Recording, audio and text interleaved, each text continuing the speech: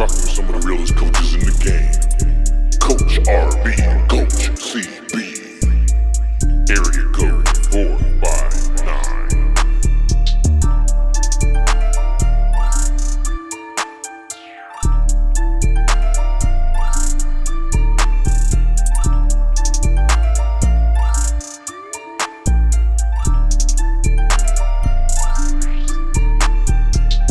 What up, Area Code 459? It's your boy, Coach B. I'm here with my co-host, Coach CB. What's up, CB? What's up, Coach? How you doing?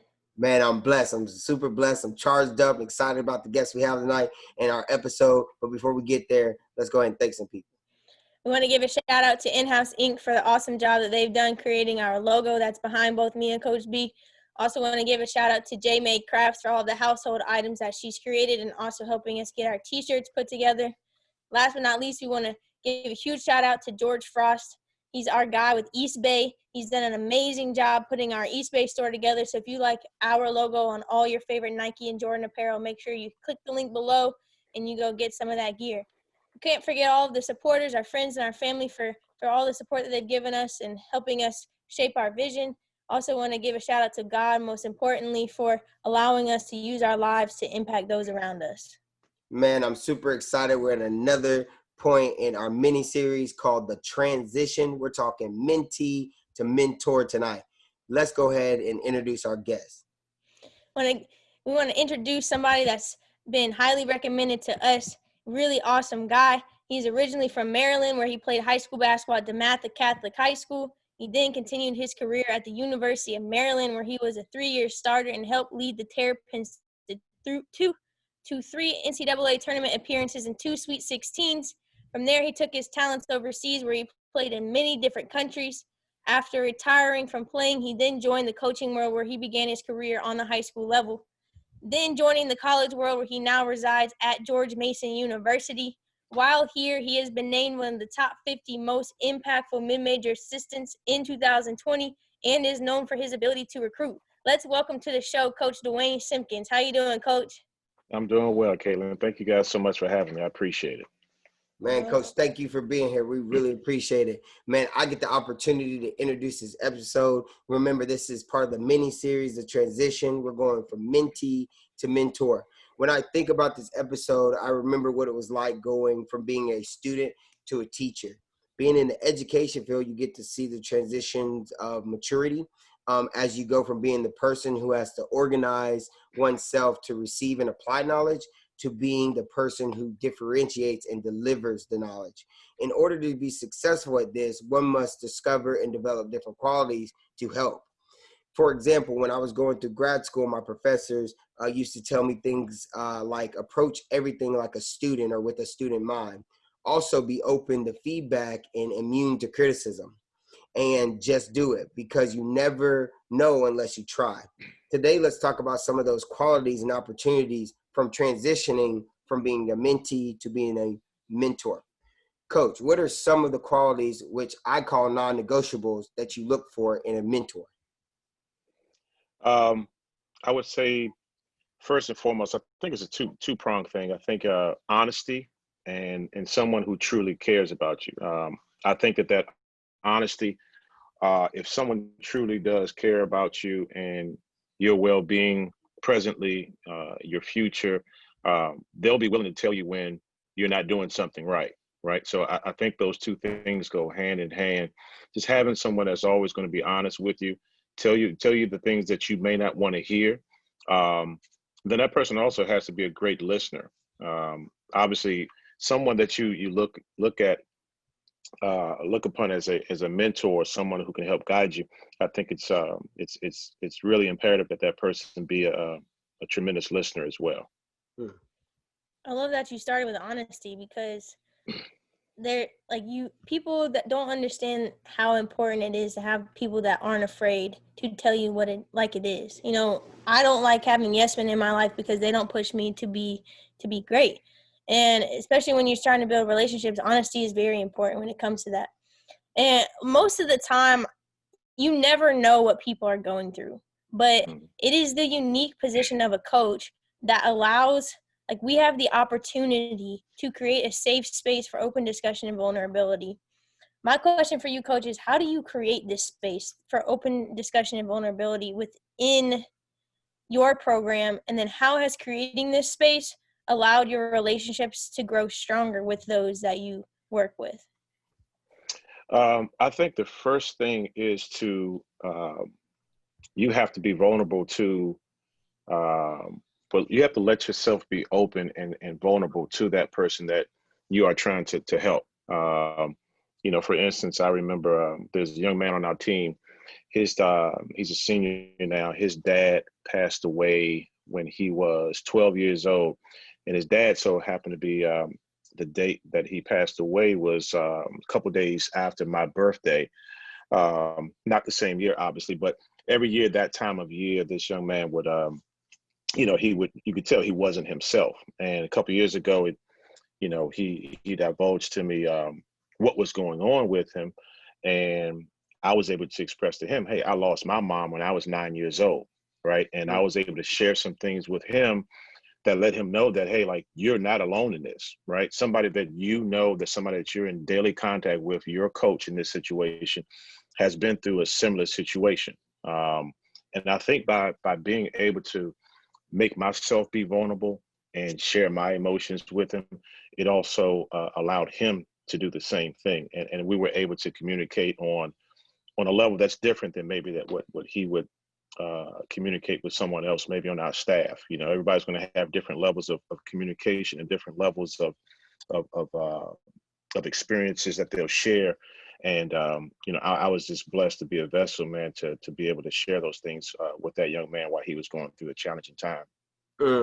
Coach, that's tough. And what we like also about our platform is we feel like it gives coaches and people inside of our profession the ability to communicate things that they do on a daily basis, and people don't even realize that you do them, right? You just go about your day because that's how you're built. Yeah, everybody sees the stuff, that the X's and O's. They see the games and everything. They don't see what all the hours and hours that go into it. 100%. And I'm so glad that you shared that story with us, because it reminded me of a quote that every coach used to leverage. And I know I use this many a times, and people say people don't care much, until you know how much they know how much you care. And really, that communication or that relationship didn't change with that player until you were able to open up to him and say, hey, I know what you're going through. I see where you're at. Something similar has happened to me. And then now that's kind of something special to you, or something that you remember because it's around a special day and time in your life, which is your birthday. Caitlin talked about discussion. Coach, you talked about being in leadership. People, and I tell people all the time, I said, as a coach, you have the 4 C's, I used to say when I used to coach. And the 4 C's to me were: you're a consultant, you're a counselor, you're a communicator, and you're a cheerleader. And these are things that I used when I was coaching. And looking at these 4 levels, what would you say your strongest C is? And which one do you say maybe needs a little bit more improvement? I would say probably my strongest area may be being a communicator. I think because I try to take the best, I do the best I can to listen. I think that I'm a pretty good observer of people. And to know, like, everybody wants to be able to help someone, right? But sometimes helping someone is actually taking a step back and realizing, you know what, he does or she does need this information, but maybe not right now, right? Maybe not in this environment, maybe not with these people around. In terms of coaching on the court, there are going to be some guys, and I learned this from being a point guard and quarterback when I played. I played those 2 positions all of my life. And I had a tremendous high school coach in Morgan Wooten, who's a Hall of Fame coach, first coach to be a high school coach to make the Naismith Hall of Fame. God rest his soul. But he was a guy who taught me to, hey, Duane, you've got to get X, Y, and Z from your guys, right? And you can't approach each one of them the same. Everybody's going to have to be touched and communicated to differently. And so I take that with me to this day. There's certain guys that I can get on in front of the rest of the team. There's certain guys I got to pull them to the side, and I got to I got to whisper firmly in their ear, right? And they'll be acceptable to that information coming from me at that point in time because I did pull him aside. Had I tried to communicate that to him in front of his teammates at that point in time, it would not have been the message would not have resonated the same. So having an idea of not only what to say but how to say it, when to say it, I think that's one of the innate abilities that I have that I've worked at. Obviously, being a player, then also being a high school coach, and now being an assistant coach in college. Consultant, expound on that for me, because that sounds like an area that I may need to sharpen up on. Being a consultant, what exactly did you mean by that? Okay, so when I say a consultant, it definitely when it comes to players and when it comes to just relationships, I feel like people when they believe in you, they ask you for advice to move in different directions or to move in different ways. And some people say, some people step back and say, that's not what I do. You know what I mean? I'm just a coach, or hey, I'm just this. I've had many players come into my office and say, hey, I want to play college basketball. And most people would say, hey, if you really look at the rate of college basketball, it's a 0.0001 chance that you make it. So, go do something else. But I've always told, I've always told kids, does your wants and aspirations, or does your actions meet your wants and aspirations? Because if your actions meet that, I'll find a school for you, or I'll consult you in the right way. So when I say consultant, it's really more about an advisement in your advice towards different stages of life for your players or people that you mentor. Gotcha. I think that's something that I actually look forward to. I think that I do a pretty good job of that. That's something that that's the reason why I'm in this profession. I want to be that guy, whether it be now, 5, 10, 15, 20 years from now, that young man comes back to and, hey, coach, I got to pick your brain about this. I got a new job opportunity. What do you think? I would probably say, man, maybe counselor, because a counselor, somewhat, I guess, contradictory. I say that I listen well, but I'm also, you know what? I'll say this: counselor and cheerleader.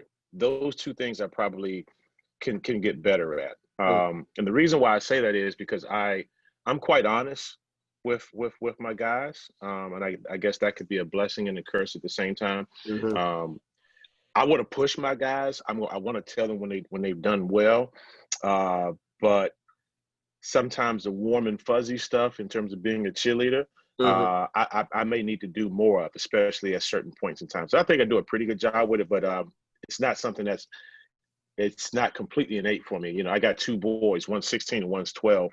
And if I were their coaches, I would probably be as hard on them as I am any other player on the team. It's just because I see so much in them. I'm pushing and pushing. My wife sometimes say, hey, like, you got to let them know that they're doing well. I'm like, all right, okay, I got you, Right. So those things. Yeah. And, not to, just a little quick interjection. I'm glad you said that, because when I look at those, I think communicator was one that I wanted to work on. And consultant and counselor were one of the things that I really strove hard to work and be better at. And the reason why, like, I feel like when you're a counselor or when you're a consultant, you look at the view from the other side. You know what I mean? You're saying, hey, this is where they're trying to get, or I've seen this situation before, or, and especially in ever changing world of Instagram and Twitter and, all these different things, you kind of fall behind the learning curve sometimes. So I feel like those are the things that I always did. But communicate was definitely one. And I'm glad you said cheerleader, because that was me too. The warm and fuzzy stuff I just couldn't get down with. I'm from outside Chicago, Gary, Indiana. So it just is not in my nature. But, CB, I actually coached her, and she knows one of the things that I leveraged and learned actually from her being a player was, maybe sometimes you can acknowledge, like, hey, you just happen to be the hardest worker I know. Might not be the fastest, might not be the, you just work hard, and it became a staple for her, you know what I mean? And I've seen her career evolve in so many things that she does, and everything she does is just hard work. She's blue collar, everything's hard work. So, that was one of those cheerleader moments that, I used to be like, oh, you're supposed to work hard. That's what you're supposed to do. Right. Hey, you're just a hard worker. And, she made it a staple of her career. So, that's just awesome. Story. Go ahead, CB. Coach, I know you mentioned that you eventually want your players 10, 15 years to be able to know that they can come back to you. And I think some of the greatest coaches that I've ever been around are those players or are those coaches that I know that they're my family. You know, like I can come to them for anything. Like my mentor coach back in Pensacola is named Coach Avery. Like, to this day, I call him Pops. He's like a father figure to me. He looked out for me when I was there at Pensacola. Another mentor to me, I always call him Unc. He's like an uncle to me, and I just feel like a lot of times these mentor-mentee relationships turn into family, and Absolutely. and I wouldn't have it any other way. Like I don't care if you're my blood family, but as long as y'all are in my life, I know that I'm better for it. Why do you think this mentee-mentor relationship is often portrayed as family, or it grows to become something of the sort?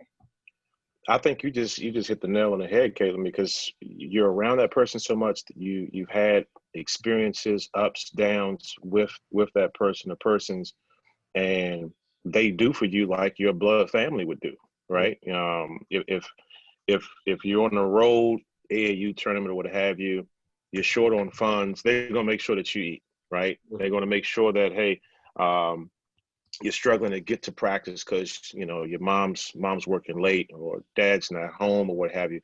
They find a way to make sure that you get a ride to practice, right? So through all of those experiences, I think we've all, if we've done this enough, playing, coaching, there are going to be relationships that you develop with people that they become intertwined with your blood relatives. I just think that's kind of the nature. That's the beauty of sports, I think.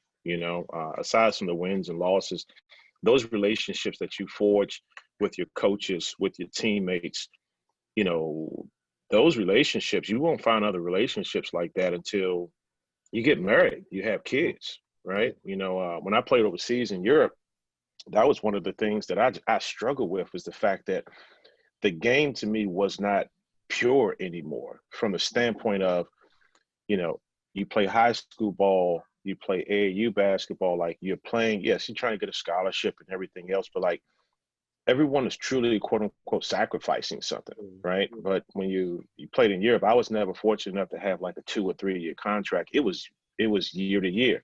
And so was everybody else on the team, right? So it was, yeah, we're trying to win, but my personal achievements are going to supersede the winning of the team, right? And when that happens, you don't necessarily have that genuine, I care about you, you care about me, come hell or high water type of mentality, right? It's a lot more interaction, transactional. It's a lot more just business. I struggle with that. With the several years that I played overseas. So, yeah. I'm glad that you said that, Coach, because we actually were just talking in our last mini series about going from transactional relationships to trying to be relational, trying to get back to that part of business. And you could kind of see the evolution when you go overseas, that everybody was one to one year to year guys, and they're just trying to get their dollars up and trying to make it. And a lot of those people over there, overseas too, are still trying to make it to the ultimate prize of the NBA too. So they use that as leverage to get better. Since we're talking about family, I was talking to you earlier about one of the players you have in your program, and everybody likes me in any program that I've ever been a part of, I feel. And I remember going inside the AAU program that I worked for, and the player that we were talking about, he seen me drive from Panhandle, Florida to Orlando overnight, with 3 guys in my car, sleeping on the floor, you know what I mean, and still bringing it to the max every day at practice, you know what I mean, high energy, and fun and to be around, but also somebody that you can ask questions and be mentored by. Being a coach, you sometimes are viewed as a father figure, but then also sometimes you're looked at as a big brother or sister. What are some of the things role models taught you about differentiating and maintaining those relationships? A buddy of mine who's he's 1 year ahead of me. He's from the DMV, from DC area as well. He was an associate head coach in the NBA for a particular team 2 years ago now, and he had been with this organization for quite some time. Mm. and they drafted two really good players. One's an all-star, other one's a borderline all-star, and he had been there for some years before those guys, and he's still young at the same time. And he developed a relationship with those two guys to the point where when the off season comes, these guys they're doing a promotional deal for Adidas in China, and it's like, yo, I got a flight for you. Come on over. I want you to hang out with us, or hey, can you put some, continue to put us through some work and that type of thing. And he had sometimes he shared with me some things where, because he had been with them so long, they looked up to him as a big brother type of deal. But there were times when, everybody, you go through a season, there are ups and downs and everything. There were times when, he had to, I guess, correct it, so to speak, for lack of a better term. And he just shared with me that, hey man, like, I had to tell him, like, this is my job. I got to get the most out of you. I care about you. We're always going to be boys, but this is about the work right now. And I think sometimes, a lot of times, it's about just simply articulating to that person, the persons, that, hey, this is the end goal right here. How we get to it is not always going to be easy, but just know that I'm going to be here for you and everything else. And I've never experienced it myself. I've where you are by the time I started coaching, I was in my late 20s. I wasn't someone that came straight from college and went right into college coaching. So now you're actually working with some guys that they reclassified and went to prep school. They're older than you are. You're trying to coach them. I've never been through that situation, but I have had some experiences where, you got some really good relationships. It's funny now I think about it. The ones that are tough, and it may not be directly to what you just asked, the ones that are really tough, you have relationships with a student athlete, their aunt, their uncle, their dad, that came well before you actually work with that player, right? So there's not necessarily going to be, there's going to be some times when it's like, hey man, what you doing to my nephew and everything else? I'm gonna get a pass from you because my uncle. And I'm like, nah, bro, that's completely separate. That's completely different. Yeah, that's I just thought about that, man. Sorry about that. Right. No, that's good. That's good. It's crazy that you said that, because I mean, any young coach will tell you. And I coached in high school where I was actually coaching. I got into my early 20s, so I was coaching the little brothers of the players I played with. Yeah. And then once that happened, I was coaching their youngest brother, or you know what I mean, or their niece or nephew, because it was their older brother's kid. So it gets to that point where you had to take that step back, and say, okay, this is about the work. So I'm glad that you said that about your buddy, because that was a really good story. Like, sometimes you have to sit back, communicate, right? Like you've been saying, be a good communicator and say, hey, this is about the work right now. So thanks, guys. I appreciate that. No doubt. Yeah, and I'm actually on the flip side of that, where I am a recent college graduate coaching high school basketball, so I'm not far removed from these guys, and I had to set the tone straight in the beginning. It's like, I love you guys. I want to be your friend, but we're here to win games. Yes. At the end of the day, we're here to win games. We're here to help you become better men. We're here to help you become successful basketball players, get you wherever you want to be on the next level, whether it's a student or an athlete or a student athlete, whatever it is. So we can't, off the court, we can be cool, but on the court, it's business when we come out there.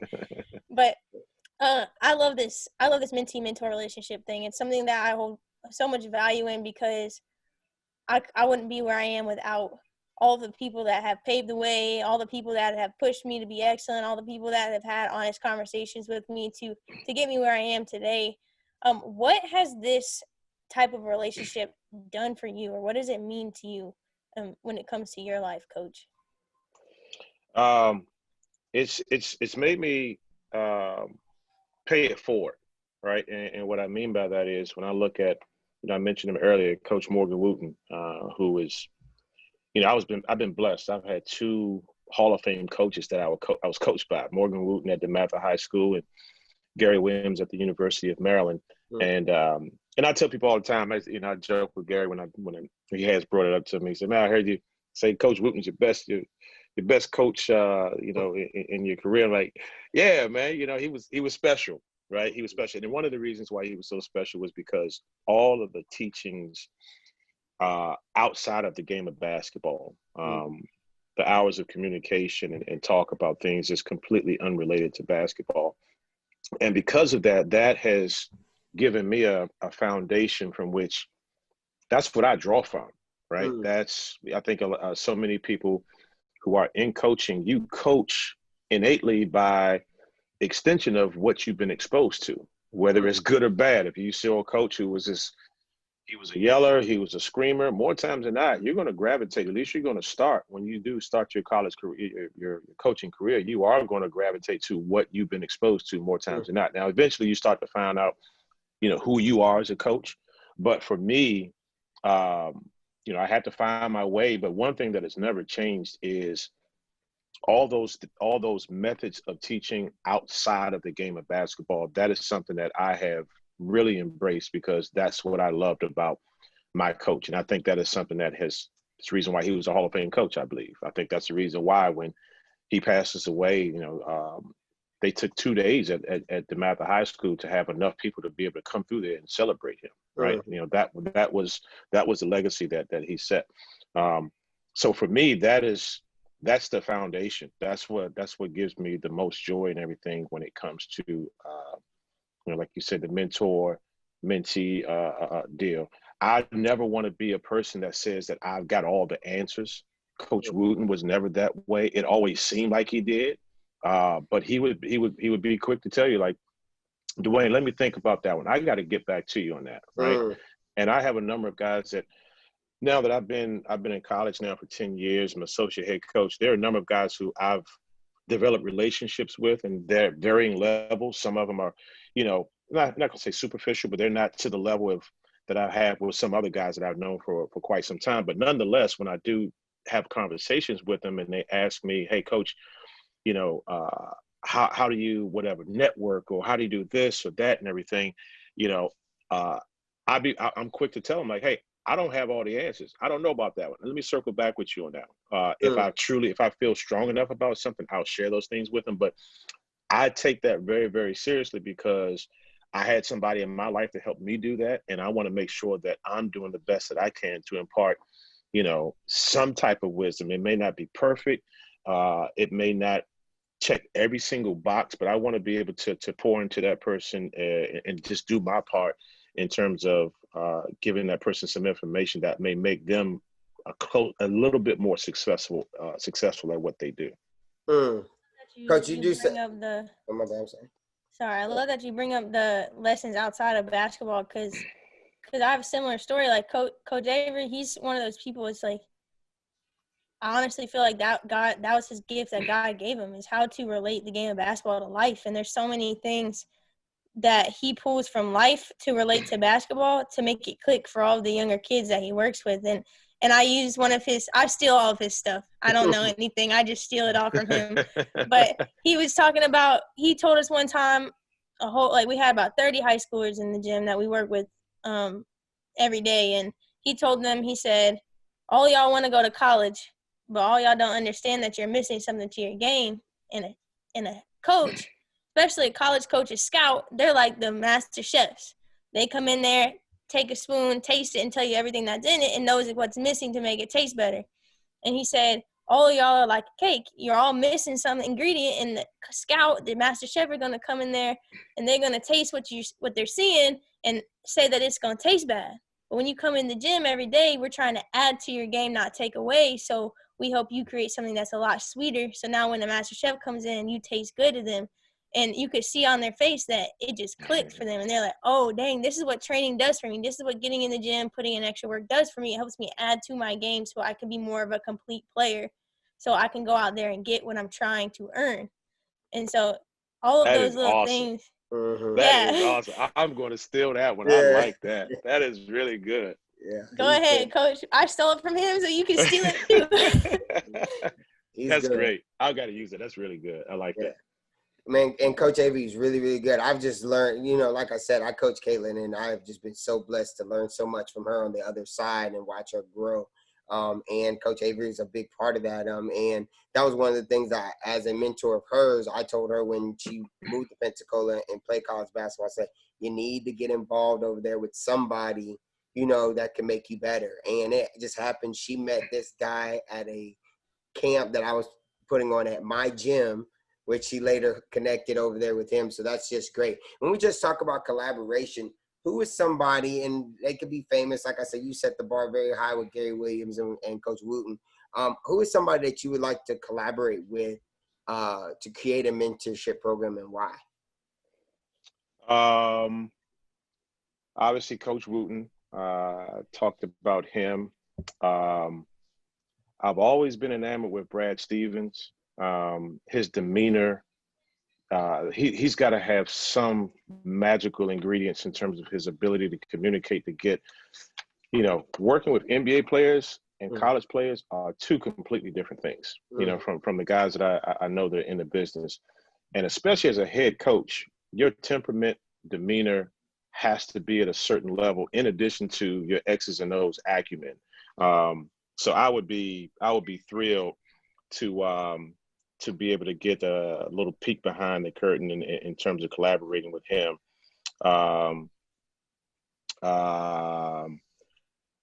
Malcolm X. Malcolm X.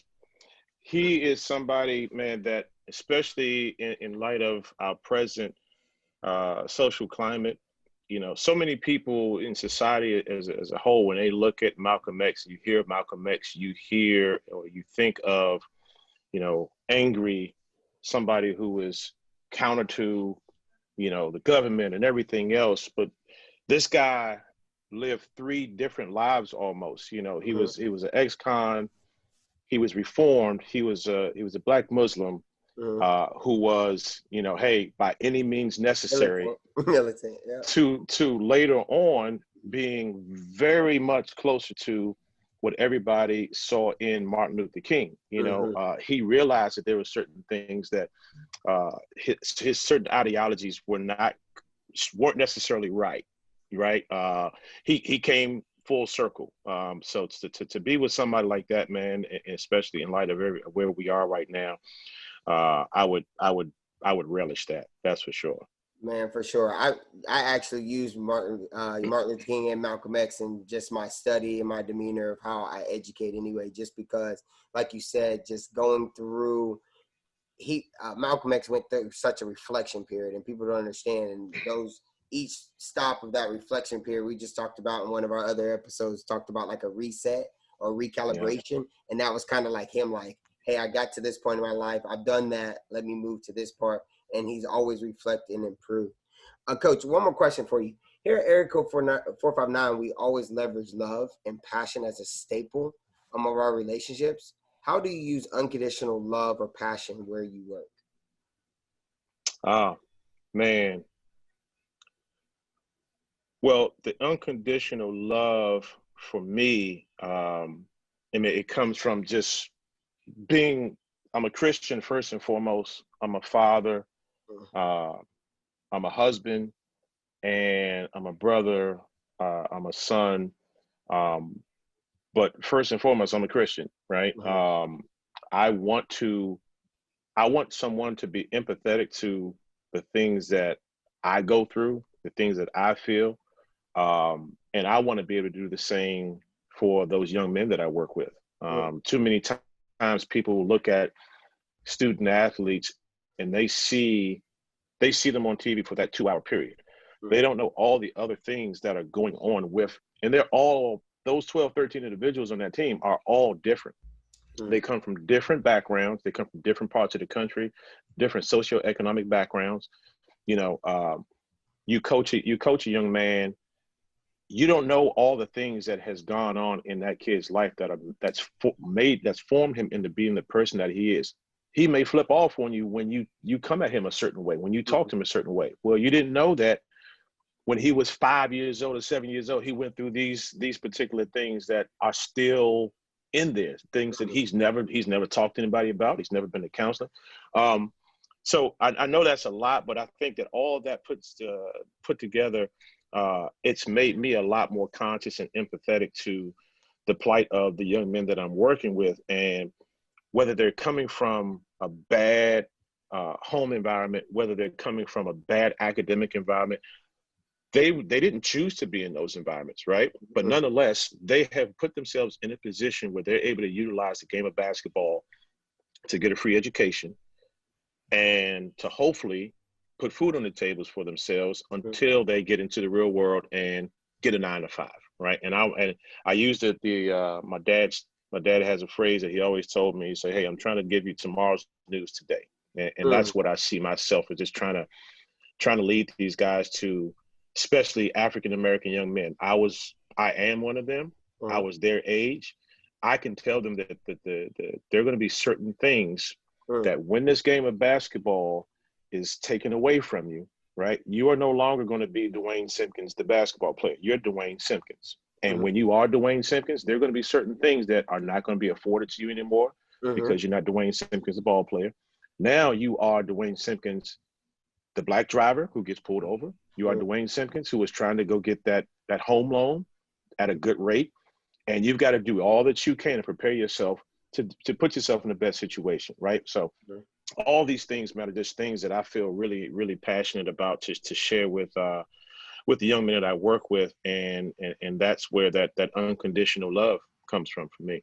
And I'm glad that you said that, Coach. And we talked before we got on the call about before we got on the episode. We talked about just a polarizing event that's been happening around us, and it kind of reminded me because a few evenings ago I got to listen to Van Jones and from CNN, and I had that same emotional conversation with my significant other, and I was saying, now you see it. It's all over the face. Those are real emotions. Those are real tears. That is real passion. That is saying that character matters, and it means something, because I've got two little boys that might be great football players, that might be great basketball players, that might be great something else, musicians. But when that ball stops bouncing, or the whistle stops blowing, that they're going to be the man. And this is how I have to make sure that my kids are safe. So I'm just so glad that you said that, and we appreciate what you do at your university. Coach, at the end of our podcast, we always come to a part where we call it our huddle up. Coach, you've been part of many huddles. We basically call to action, and we tell our listeners, like, hey, these are something that you could take away from this episode. CB, I'll let you start. Coach, you can go next, and then I'll finish up. Go ahead, CB. I want you to find one person or multiple people that can pour into you. So when you start to overflow, I want that overflow, that runoff, to start pouring into other people. So make sure that you have people that are pouring into you, but at the same time, you're turning around and paying it forward and mentoring those that are underneath you. That's awesome. Coach, you mentioned it earlier. There's a difference between, everybody talks about networking, as opposed to developing transactional relationships. Develop genuine relationships, right? Genuine relationships where you don't necessarily need anything from that person. That person doesn't need anything for you, right? You can be that person's cheerleader. He can be your cheerleader. I think that we need more of that, especially in my profession in college. Yes, we can still recruit against each other. You can get the player that I coveted, but at the same time, we're both coaches, and let's try to help each other become better. X's and O's wise, skill development wise, scouting, or whatever the case may be. But develop genuine relationships in everything that you do, and try to pour into people as best you can. Absolutely. And mine is I'm just going to take, a couple of things from my opening, and that's, always approach everything with a student mind and be open to feedback and immune to criticism when you are dealing with being a mentee, and then as you transition to a mentor. Coach, we really appreciate it. Thank you so much. Caitlin, thank you guys for having me. Go ahead, leave us with your motto. Don't discount your value, and let's get 1% better every day. And remember, leverage genuine relationships and not transactional ones, and let love be the frequency. Duane Simpkins, we appreciate you. We are so blessed. Thank you so much. Thank you guys for having me. I really appreciate it.